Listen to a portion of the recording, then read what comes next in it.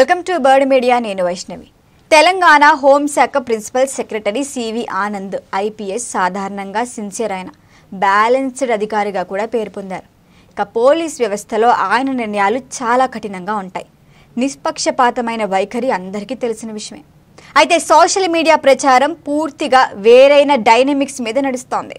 ఇటీవల ఎమోజీ వివాదం ఆయనకే ఆ నిజాన్ని మరొకసారి గుర్తు చేసిందని చెప్పొచ్చు. ఒక చిన్న రిప్లై కూడా ఎంత పెద్ద అపార్థానికి దారితీస్తుందో ఈ ఘటన స్పష్టం చేసింది. అయితే హైదరాబాద్ పోలీస్ కమిషనర్గా ఉన్న ఆ సమయంలో సివి ఆనంద్ పైరసీ మాఫియాను అణిచేసేందుకు ప్రత్యేక చర్యలను చేపట్టారు. అప్పట్లో ఈ ఆపరేషన్ మధ్యలో ఆయన బదిలీ కావడంతో చివరి దశను పూర్తిగా చేయలేకపోయారు. అయితే ఆ సమయంలో సినీ పరిశ్రమ ప్రముఖులతో సమావేశాన్ని ఏర్పాటు చేసి కొన్ని సూచనలు ఇచ్చారు ఆయన. ఆ ఫోటోలు కూడా ఆయన ట్విట్టర్లో పోస్ట్ చేయడం జరిగింది. ఇటీవల ఒక నెటిజన్ కూడా ఆ పాత ట్వీట్కి స్పందిస్తూ బాలకృష్ణను ఆ సమావేశానికి పిలవలేదు, ఈ విషయాన్ని అసెంబ్లీలో ప్రస్తావిస్తామని కూడా వ్యాఖ్యానించాడు ఆ యూజర్. ఆ కంటెంట్ స్పష్టంగానే ఉండేది. అలాగే బాలకృష్ణను కించపరిచే ప్రయత్నంగా కూడా కనిపించేది. ఆ కామెంట్కు సివి ఆనంద్ ఖాతా నుంచి నవ్వుతున్న ఎమోజీ రిప్లై వెళ్ళింది. ఈ ఒక్క ఎమోజీ బాలకృష్ణ అభిమానుల్లో భారీ ప్రతికూలతని రేకెత్తించింది. వారి దృష్టిలో ఇది హీరోను అవమానించినట్లుగా భావించారు. ఫ్యాన్ వార్స్కి అలవాటు ఉన్న సోషల్ మీడియా వర్గాల్లో అయితే ఈ రిప్లై మరింత పెద్దదైంది. అంటే తాను చెప్పకపోయినా సరే, చెప్పిన సందర్భాన్ని పట్టించుకోకపోయినా సరే నెటిజన్లు దాన్ని నెగిటివ్గా తీసుకోవటం స్టార్ట్ అయింది.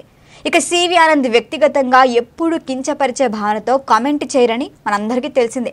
అయినా కూడా సోషల్ మీడియా లాజిక్ వేరేగా నడుస్తుంటుంది కదా. వ్యక్తి ఉద్దేశం కంటే కూడా వారు ఎలా అర్థం చేసుకుంటారు అన్నదే ఇక్కడ హైలైట్ అవుతూ వస్తోంది. ఈ సందర్భంలో కూడా సేమ్ అదే జరిగింది.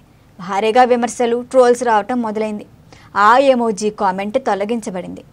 అయితే అప్పటికే అది వాదనకు కారణమైపోయి చాలా హైలైట్ అయిపోయింది. తర్వాత దీనిపైన సివి ఆనందే స్వయంగా వివరణ ఇచ్చారు.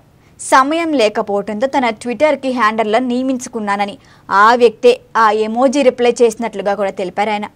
విషయం తెలిసిన వెంటనే ఆ పోస్ట్ను డిలీట్ చేయించడమే కాకుండా ఆ హ్యాండర్లను కూడా తొలగించినట్లుగా చెప్పారు సివి ఆనంద్. ఇకపై తన అనుమతితోనే పోస్టులు జరుగుతాయని స్పష్టం చేశారు. ఇదే విషయాన్ని బాలకృష్ణకి కూడా వ్యక్తిగతంగా మెసేజ్ చేసి క్షమాపణలు కూడా చెప్పినట్టు తెలిపారు. అయితే సోషల్ మీడియాలో ప్రతిదీ శాశ్వతమైపోతుందనే వాస్తవాన్ని ఈ సంఘటన మళ్లీ రుజువు చేసింది.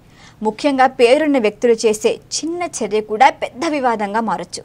ఉద్దేశం ఏదైనా సరే దానికి నెటిజన్లు ఇచ్చే అర్థమే చర్చకి కేంద్రమవుతుంది. సివి ఆనంద్ వ్యవహారంలో కూడా అదే జరిగింది. పైరసీపై చర్యలు తీసుకున్న సందర్భాన్ని గుర్తు చేసేందుకు స్పందించిన ట్వీట్ ఇప్పుడు అనుకోని రీతిలో వేరే దిశకెళ్లిపోయింది. సరైన సమయంలో ఆయన ఇచ్చిన వివరణతో వివాదం తగ్గిపోయింది, లేకపోతే ఇంకా పెద్ద హైలైట్ అయింది. సోషల్ మీడియా జాగ్రత్త ఎంత ముఖ్యమో ఈ సంఘటన మరొకసారి గుర్తు చేస్తుంది. మరి మీరేమంటారు? మీ ఒపీనియన్ని కామెంట్ చేయండి. చూస్తూనే ఉండండి బర్డ్ మీడియా.